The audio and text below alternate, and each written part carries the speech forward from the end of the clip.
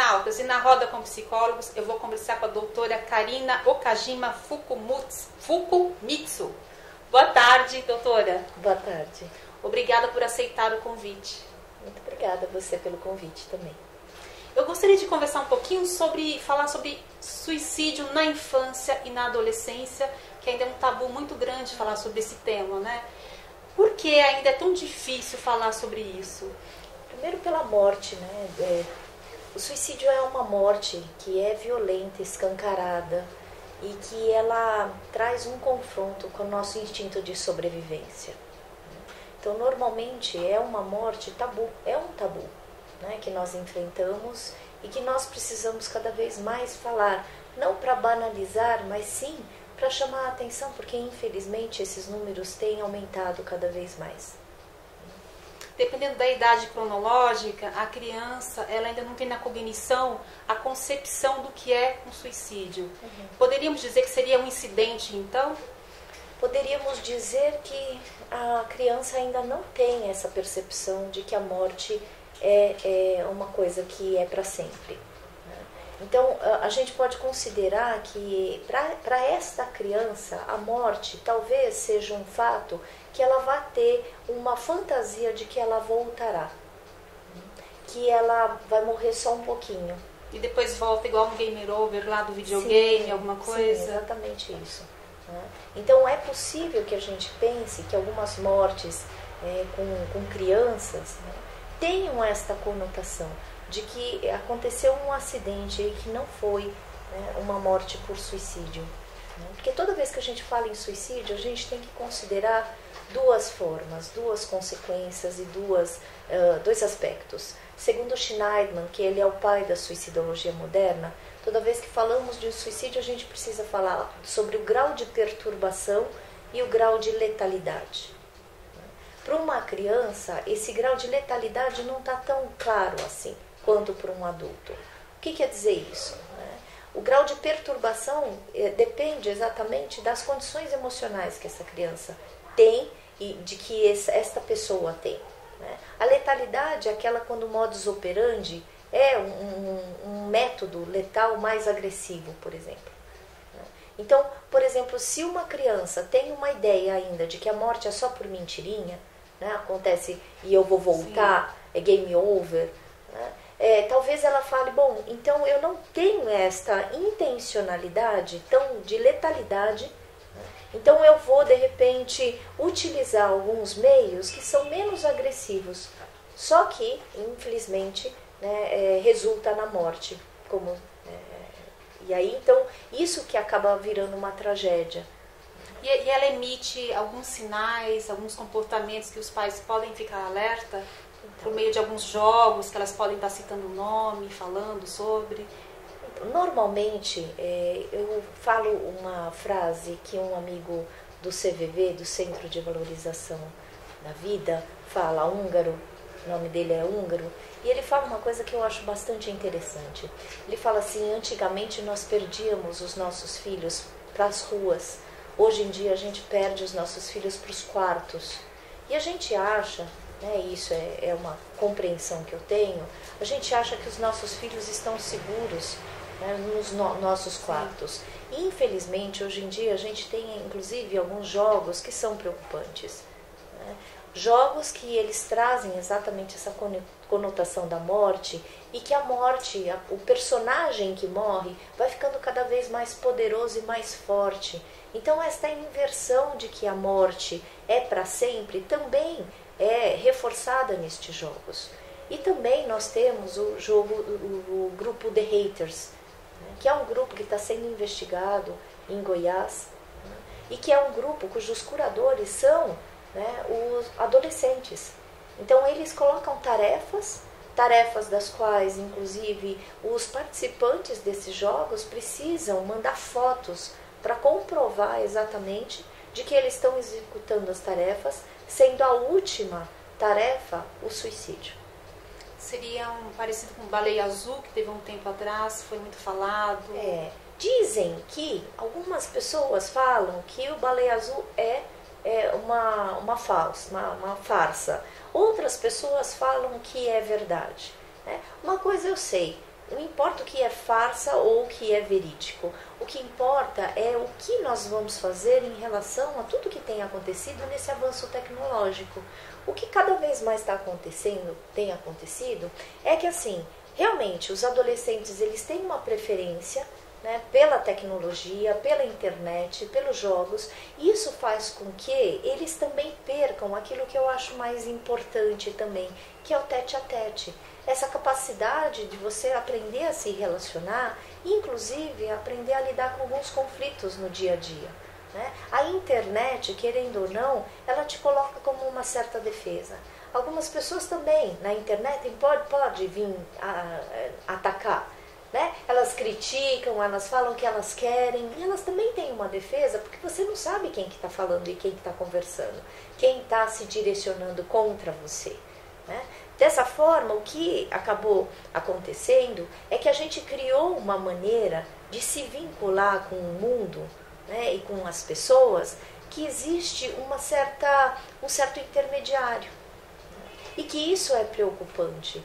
Porque isso também não nos ajuda ao desenvolvimento daquilo que eu chamo que é importante para a criança e para o adolescente e para um adulto também, que é essa capacidade da gente conseguir desenvolver tolerância existencial, que é a capacidade da gente, né, de aprender a se relacionar e driblar, inclusive, as adversidades da vida. A ideia suicida sempre permeou a mente humana? Olha, o suicídio ele já acontece desde tempos antigos, né? Sempre aconteceu, né?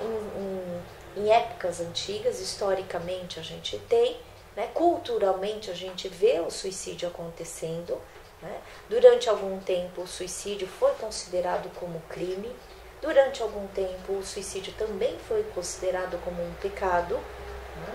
Que era a reflexão que se fazia antigamente.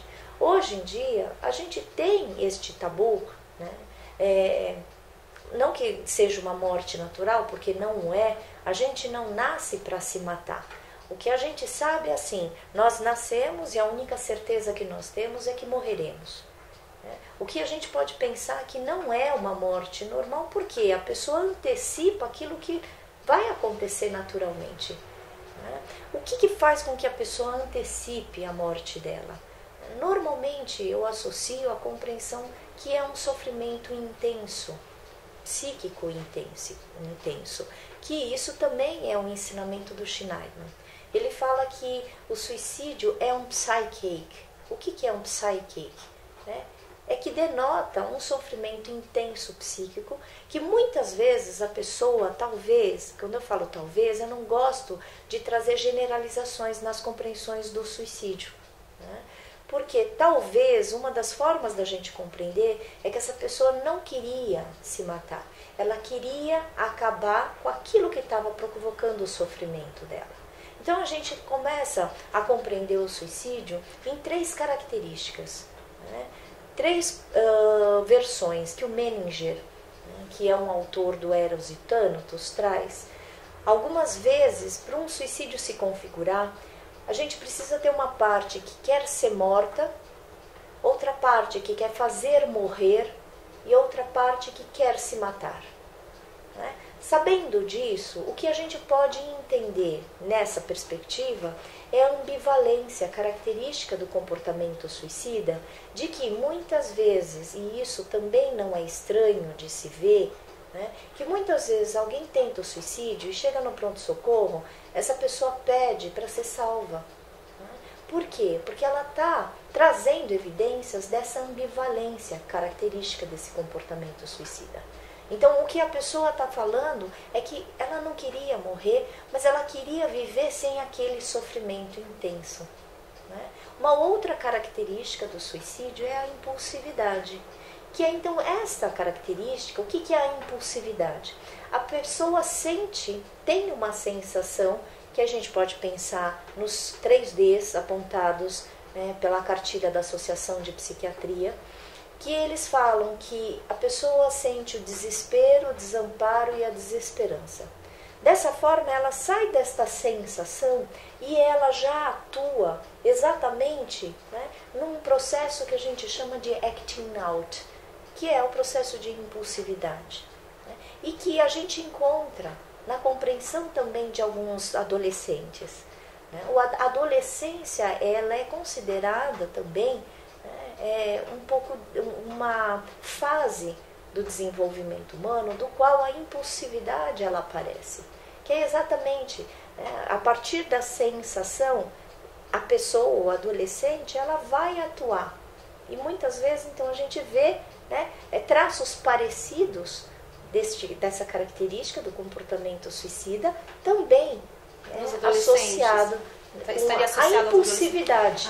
A gente vê que, assim, a adolescência, ela traz essa Então, não necessariamente uma adolescente impulsiva tem tendência ao pensamento suicida. Não necessariamente. Porque alguns pais podem confundir isso também, né? Porque o que a gente precisa observar na adolescência? Porque assim, a gente fala assim, como é que a gente vai compreender, né, os sinais de alerta de um comportamento suicida e de uma crise de adolescência, que é muito comum esta confusão. O que eu normalmente falo é o seguinte: se um adolescente dá evidências que está se automutilando, né, dá evidências de comportamento completamente diferente, ou seja, qualquer mudança abrupta de comportamento, ela merece uma atenção, né? A gente vê isolamento tanto no comportamento suicida quanto na crise da adolescência. O que faz a diferença total é que você precisa encontrar como é o comportamento do seu filho, tá? Não generalizar que tudo, então, vira, né, tendência a comportamento suicida. Porque realmente isso é uma coisa que acontece, essa confusão entre o que é a crise da adolescência e, se a gente pensar o que é crise para o pensamento oriental, significa oportunidade. E há uma explicação para essa crescente taxa de adolescentes que se suicidam? Várias explicações, né? A gente não pode dar uma única causa, né, para a compreensão dos suicídios estarem acontecendo. O que a gente pode ver é que, estatisticamente, isso tem se aumentado, né? Mas também a gente tem que compreender o suicídio como multifatorial. Ou seja, a gente não pode ser reducionista e apresentar uma única causa. Por isso que eu enfatizo que existem várias causas. O que a gente sabe é assim, existe a causa, né, da mudança fisiológica, biológica, existe a causa cultural, né, de um isolamento por causa do desenvolvimento tecnológico. Existe também hoje uma tendência dos adolescentes terem uma menor exposição às relações interpessoais, exatamente porque eles têm uma preferência para ficar nos quartos, nas casas, né? Hoje em dia também a gente tem, né, uma família que normalmente se trabalha muito, né? Então, assim, não existe esse tete-a-tete e essa questão familiar, dessa cultura familiar preservada. Hoje em dia a gente tem, e até porque os pais precisam trabalhar bastante, a gente passa pouco tempo com os nossos filhos. E eu não vou falar os pais, porque eu também me incluo nisso. E às vezes os filhos não são ensinados a lidar com a frustração, que é, né, um outro ponto a se trabalhar dentro do conceito da família mesmo, de como lidar com as frustrações, as angústias. Isso não é ensinado mais, né, doutora? Porque antigamente você passava por frustração, sim, enquanto criança. Hoje não, existe aquela questão do imediatismo, do presentear o filho como forma de quê? De recompensar a ausência. Então, eu te compenso minha ausência te dando um presente, te liberando para determinadas coisas. Os pais hoje buscam conquistar o amor do filho e não propriamente, primeiro, o respeito do filho. Então, eu acho que depende da família também, né? Porque também a gente não pode culpabilizar todos os pais, né? Sim. Eu acho que também a gente não pode generalizar. Que hoje em dia, aqueles pais que... Bom, eu costumo falar que com a mãe nasce a culpa, né? Porque, assim, é muito difícil você trabalhar e você também se dedicar, né, como nos tempos antigos.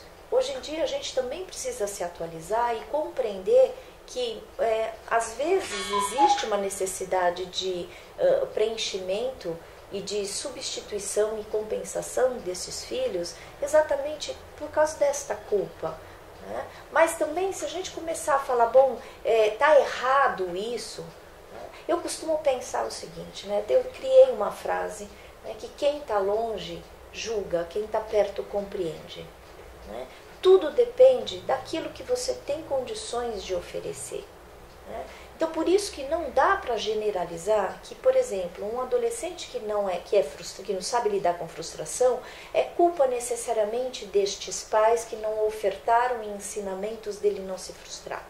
Né? Talvez esses pais estão tão, né, sobrecarregados também, que eles não têm condições, inclusive, de lidar com as próprias frustrações.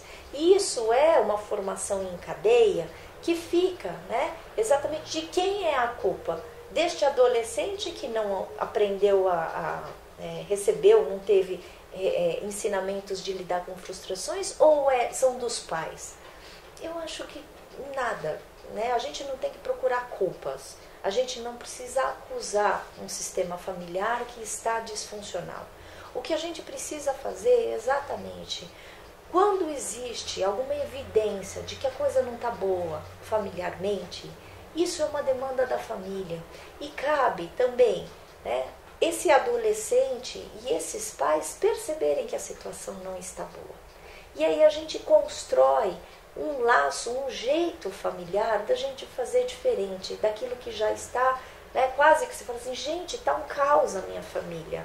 E eu acho que esse momento, essa crise é importante. E pouco se fala na terapia familiar também, que é super importante, né? Sim, porque o suicídio, ele não é só um ato individual.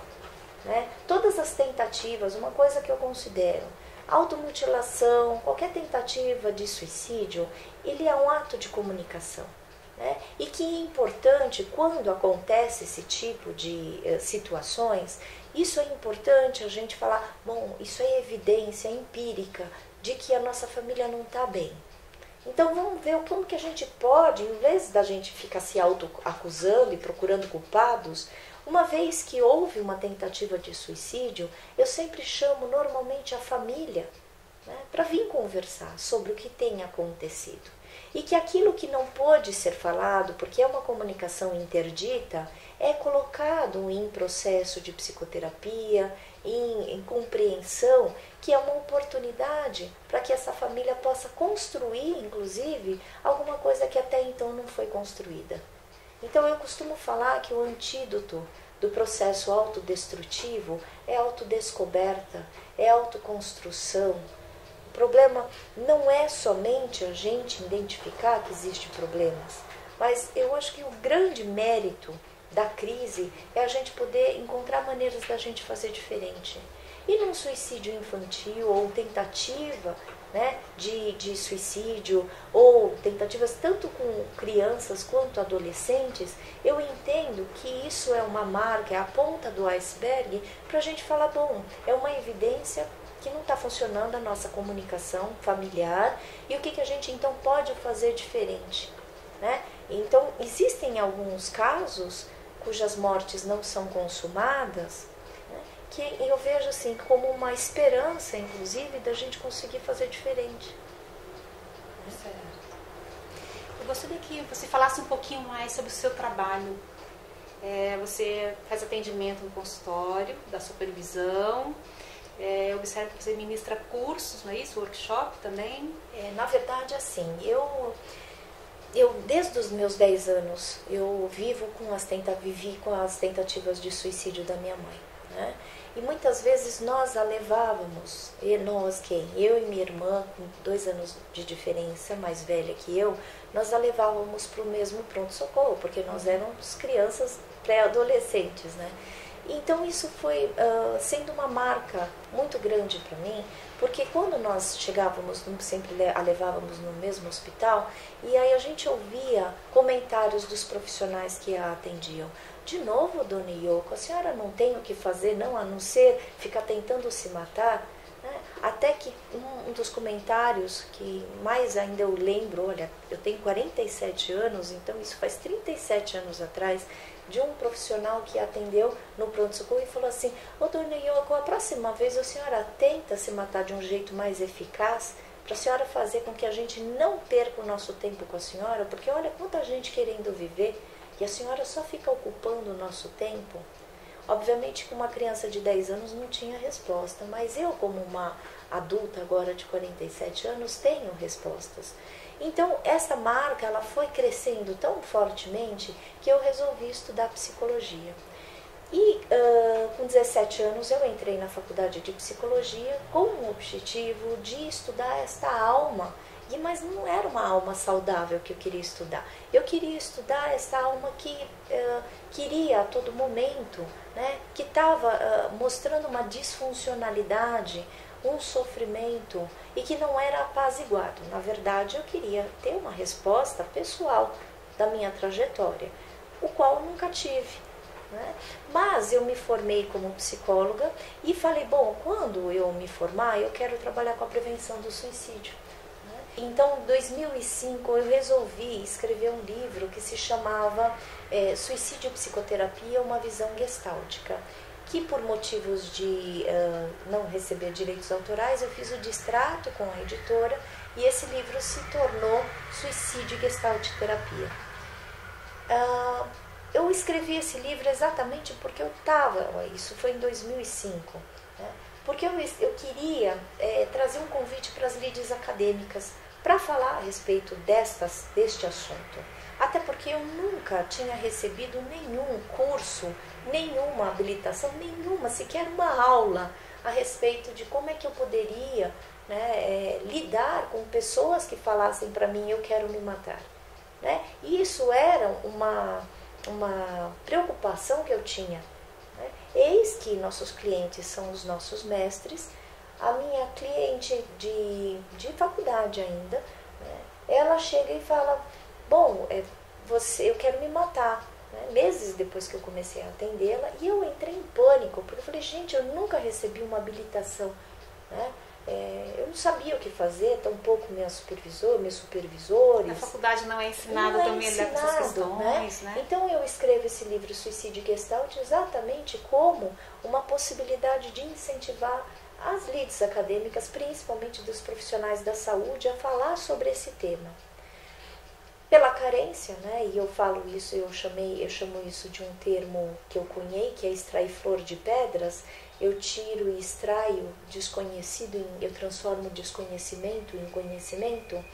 E aí então eu falei, bom, então eu vou começar a criar uma possibilidade de eu fazer treinamentos e capacitações no sentido de ajudar algumas pessoas, inclusive profissionais da saúde, que querem, né, trazer esse acolhimento a este sofrimento. Então eu comecei a ministrar o curso, o primeiro curso que eu ministrei foi no Instituto Sede Sapiens, que me recebeu sempre com muito carinho. Né? E depois que eu fiz o meu doutorado e pós-doc, eu entrei também com um outro curso que se chama Suicídio e Luto, uma tarefa da pós-venção. Nesse sentido, quando eu entro no doutorado, né, eu começo a fazer, né, e me aperfeiçoar numa compreensão de como é que é o luto por suicídio. Então, isso é o que a gente chama de pós-venção, que é a tradução também de um termo do Schneidman, que é post-vention, que ele começa a se preocupar, inclusive, com os enlutados. Com quem ficou, né? Com quem ficou. Então, hoje em dia, eu tenho, né, como foco principal a prevenção ao suicídio, né, que então eu ministro cursos exatamente para habilitar os profissionais o que eu posso fazer quando uma pessoa fala para mim, né, que quer se matar. Como é que eu posso compreender o suicídio? Como é que eu posso, e aí, inclusive é importante, porque uma das coisas que eu fui construindo como ensinamento, inclusive da Maria Júlia Kovacs, né, que é a minha supervisora, tanto do doutorado quanto do pós-doutorado, né, é que nós criamos a compreensão de que não existe um suicídio. Então a gente sempre fala dos suicídios no plural, né, porque são várias histórias, são várias idiosincrasias. Então o que a gente pode perceber é que a gente não pode inclusive falar o suicida, né? Hoje em dia eu tenho mudado bastante a minha linguagem. Por quê? Porque a gente não pode confundir o ato com a pessoa. Então são várias compreensões de suicídios, porque são pessoas que se mataram ou tiveram a sua morte consumada, mas o que se foi foram essas histórias. Então, hoje em dia, eu trabalho tanto com a prevenção ao suicídio quanto com a pós-venção, que é uma das tarefas principais do meu estudo, é exatamente fazer uma compreensão de que o luto por suicídio é diferente do luto por outras causas de morte.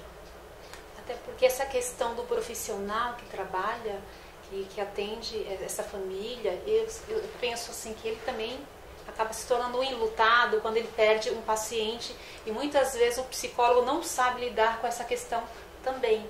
Muitas vezes eles entendem assim, eu fui incapaz, eu não sou um bom profissional, porque eu perdi um paciente. Então é muito mais complexo do que a gente possa imaginar, não seria isso? Tem uma autora americana que ela se chama Hess. Ela tem uma frase que é muito forte, mas que eu parei para pensar, que talvez seja uma realidade, infelizmente, que nós profissionais da saúde a gente enfrenta. Ela fala o seguinte: existem 2 tipos de terapeutas. Aqueles que perderam seus clientes por suicídios e aqueles que perderão. Por quê? Porque hoje em dia, se a gente compreender o suicídio como um ato, um ato extremo de sofrimento psíquico, e cada vez mais a gente vê pessoas em sofrimento, e cada vez mais a gente vê pessoas que se calam. Tanto é que uma das perguntas que eu trago, e que é uma das questões do meu trabalho, é: por que se calar se o falar é tão importante? Por que se calar em relação ao sofrimento psíquico se o falar é tão importante? E eu costumo entender que se a gente não explode, a gente implode. Então, cada vez mais, a maneira como eu manejo o sofrimento, e trago isso como consideração nos cursos, é que a gente precisa de maneiras de escoamento. Todos sofremos, todos temos sentimentos inóspitos, que são culpa, vergonha, frustração, amor não correspondido, mas hoje a gente não tem espaço para a gente falar sobre isso. E nem todo mundo está habituado a procurar uma psicoterapia. Eu não estou falando que psicoterapia seria a melhor situação e melhor fonte de ajuda, mas é também uma das possibilidades de ajuda. Existem várias formas da gente tentar se ajudar. O que não dá é a gente ficar na mesmice de estar sofrendo. E que, infelizmente, a gente se acostuma, inclusive, com aquilo que é ruim para nós. Então, somos nós os responsáveis por estar mudando aquilo que não está legal na nossa vida. Nós somos os responsáveis no sentido de que a Gestalt, ela fala, o Peirce, ele fala que responsabilidade significa habilidade para atribuir respostas. Nós temos habilidades para responder às situações que nós não gostamos. É que nós, às vezes, a gente fala, não vai dar, eu não vou conseguir modificar este tipo de comportamento, e muitas vezes esse comportamento é o autodestrutivo. E que isso vai levando a gente num poço existencial que faz com que a gente desacredite que a gente consegue superar. E muitas vezes, por que eu estou falando isso? Eu chamo isso de processo de morrência. Muitas vezes a pessoa começa a definhar existencialmente porque ela começa a desacreditar nessa capacidade de superação. E eu gosto de brincar com a palavra superação. Superação. No sentido dessa pessoa conseguir dar uma resposta diferente, inclusive para a adversidade que ela está vivenciando. Então eu entro com a compreensão do Schneidman, que ele fala que suicide as a psychic, e suicídio é um ato definitivo para um problema temporário. Você percebe que quando ele traz dessa compreensão, que é um sofrimento intenso psíquico, ele está falando que existem maneiras, que às vezes existem situações das quais um ser humano começa a entender que o problema dele não tem solução. E tem. Se a gente souber esperar, não ser imediatista, que hoje cada vez mais as pessoas estão imediatistas, é como se precisasse de um fast, de tirar assim, alguma coisa que tire né, esse sofrimento. E que para a gente lidar com o sofrimento e com a crise, a gente precisa também dar esse tempo, que é isso que eu chamo de tolerância existencial. E o quanto a sua fala é importante quando você fala, eu fui cursar psicologia, eu queria entender um pouco mais sobre o que tinha acontecido. E por que eu trago essa fala? Porque na sala de aula é comum nas faculdades, ainda no primeiro dia de aula, alguns professores, psicólogos perguntarem quem está aqui porque acha que é vocação, ou quem está aqui porque está procurando se entender. E uma das falas que me marcou muito foi que quem estivesse ali na sala buscando compreender a própria história, o melhor seria se levantar e ir embora, porque de nada adiantaria. Então fiquei pensando assim, imagina um profissional, às vezes pela sua própria dificuldade, que você vai se capacitar, você vai estudar, você vai oferecer um trabalho de qualidade, você vai olhar para o ser humano do jeito que ele precisa ser olhado de fato, né? E compreendido, a psicologia a serviço do outro.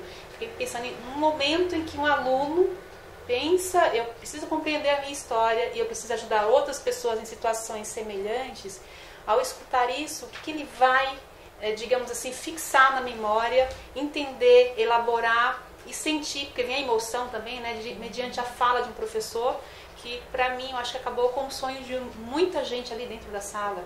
Alguns ao longo do curso até desistiram porque falavam, realmente o professor tem razão, eu estar dentro da sala de aula para tentar compreender a minha história, eu devo fazer terapia, não vou conseguir ajudar ninguém. E eu fiquei pensando, nossa, esse ser humano ele deveria ser um excelente profissional, com certeza ele seria, porque ele teria não só a teoria, a prática, a questão da vivência e o quanto que é importante, né? Então, quando fala de suicídio, quando você traz a questão familiar, a questão que você já tentou, o quanto isso é importante, quebra paradigmas e tabus de muitos psicólogos, né, profissionais da área da saúde em geral, não só psicólogo propriamente, mas psicanalistas também que pensavam no suicídio, alguns que eu conheço, mas pensavam também no julgamento que o outro iria fazer em pensar. Um psicanalista pensou no suicídio. Então, por isso que essa fala, o quanto que contribui para, sim, quem pensar, quem passou por problemas, quem quiser estudar psicologia, eu acho o quanto isso é importante, estudar, se dedicar e não dar ouvido ao que os outros falam. Vá fazer terapia em vez de cursar uma faculdade, né? Que isso é muito falado. Eu acho que dá pra gente fazer os dois, faz terapia, que terapia Sim. não faz mal pra ninguém. E você também pode fazer psicoterapia, psicologia, curso de psicologia, por que não? Eu cresci com um ensinamento que é um ensinamento oriental, né? Que fala o seguinte, uma sala cheia de móveis não cabe mais nada. E isso eu sempre pensei assim, se eu tivesse sufocada com os meus próprios problemas e que eu preciso diferenciar de fato o que é meu e que é do meu paciente, o que é do meu cliente. Você entende? Sim. Então eu acho importantíssimo a gente entender assim, que talvez o início de um curso de psicologia seja uma motivação pessoal. Para até buscar uma terapia. Assim, exato, né? Mas eu acho importante a gente conjugar o que é questão pessoal, até porque a gente não nasce psicólogo, a gente vai se construindo psicólogo. E por isso que existe a formação de cursos de psicologia e por isso que a gente vai buscar. Por um outro lado, ao mesmo tempo, eu questiono as pessoas que fazem psicoterapia, inclusive, e ofertam psicoterapia, e não são os próprios clientes, ou seja, psicólogos que falam, eu vou fazer psicologia para ajudar o outro e eu não aceito psicoterapia. Aí eu questiono. É um problema. Porque aí você começa a falar assim, não existe e é difícil, né, caber mais coisas numa sala cheia de móveis. Sim. Então, se eu estiver atolado de problemas, obviamente eu não vou ter, né, escuta para o problema do outro. Mas eu gosto muito do mito do curador ferido. Que o mito do curador ferido, quando a minha cliente falou que queria se matar, eu levei para a minha psicoterapia. Eu falei, estou apavorada. E a Cida Barreto, que foi a minha segunda terapeuta, ela falou assim, Karina, eu preciso te contar uma história. E ela contou assim, era uma vez numa aldeia, existia um curandeiro que curava as pessoas, né, atrás de uma cortina. Ao que um dia eles foram ver esse curandeiro, ele tinha uma chaga enorme na perna. E falaram, como é que você consegue curar tantas pessoas e você com essa chaga enorme? Aí ele fala, eu só consigo curar as pessoas porque só eu sei a dor que eu sinto. Quando a Cida me contou esse mito, eu falei, eu sei a dor que eu sinto de ser uma familiar, uma filha de uma pessoa que tenta se matar todo instante. Obviamente, a minha cliente é diferente da minha mãe, a minha cliente é diferente de mim enquanto filha, mas eu sei como é que é esse sofrimento e esse desespero de pensar na morte em vez de pensar na vida. Né? Então, se eu consigo ter aquilo que a gente chama de empatia, que eu começo a reverenciar e respeitar que o outro também sofre assim como eu. Não é porque eu sou psicóloga que eu vou me isentar de falar que não tenho problema. Mentira. Isso, eu dei 12 anos aula em uma faculdade, né, de psicologia, e eu falava para os meus alunos que eu falava assim, é difícil inclusive, porque a abordagem que eu escolhi é Gestalt terapia, com um viés fenomenológico, com um viés humanista e existencialista, que eu falo, olha, por mais que a gente se crie como um profissional, e isso é uma verdade, né, o que está também por trás de um profissional é uma pessoa. E uma pessoa que tem que aprender a se autorrespeitar, a saber diferenciar quais são os seus limites, a se conhecer, inclusive, a ir para ajudar, porque tem espaço, porque já fez isso. Porque senão fica muito incongruente eu falar, faço o que eu falo, mas não faço o que eu faço. Você entende? Então, assim, eu como pessoa entendo que eu tenho uma história pessoal, que eu sei hoje em dia, felizmente, discriminar o que é meu, o que é do meu cliente. Né? E que aí, a partir daí, eu sei como que talvez, a pessoa que talvez esteja em sofrimento, porque quem pensa em se matar, obviamente não está super feliz, é porque está falando que existe um sofrimento. Então a gente tem que ter uma relação empática, no sentido de falar assim, me conta o que faz com que você pense nesta morte e o que supostamente a tua morte resolveria. Porque se eu entendo que é um ato definitivo para um problema temporário, eu preciso ter uma compreensão que está fazendo com que essa pessoa prefira a morte à vida. E eu gosto muito, como antídoto, inclusive, do suicídio, né, a utilizar uma frase do Alvarez, que ele fala, melhor argumento contra o suicídio é a vida. Então, eu persigo com os meus clientes, né, situações das quais eles se sintam vivos, porque é o ápice da falta de sentido de vida, que é assim que eu compreendo o suicídio. E assim a importância do psicólogo também fazer terapia, também fazer supervisão, né? Isso é muito importante. Doutora, quero agradecer imensamente a sua entrevista, ter contribuído aqui na roda com psicólogos. Gostaria que você deixasse uma mensagem para os nossos telespectadores, nossos internautas. Cada vez mais eu faço um convite para que a gente possa acolher o sofrimento humano, respeitá-lo, porque se todos nós, né, somos sofrimentos, temos sofrimentos, então vamos tratar esta questão principalmente deste grande tabu como uma marca, como um convite para a gente respeitar as pessoas e o sofrimento das pessoas. Um grande abraço para vocês, muito obrigada pela oportunidade. Eu que agradeço. Obrigada e até o próximo vídeo.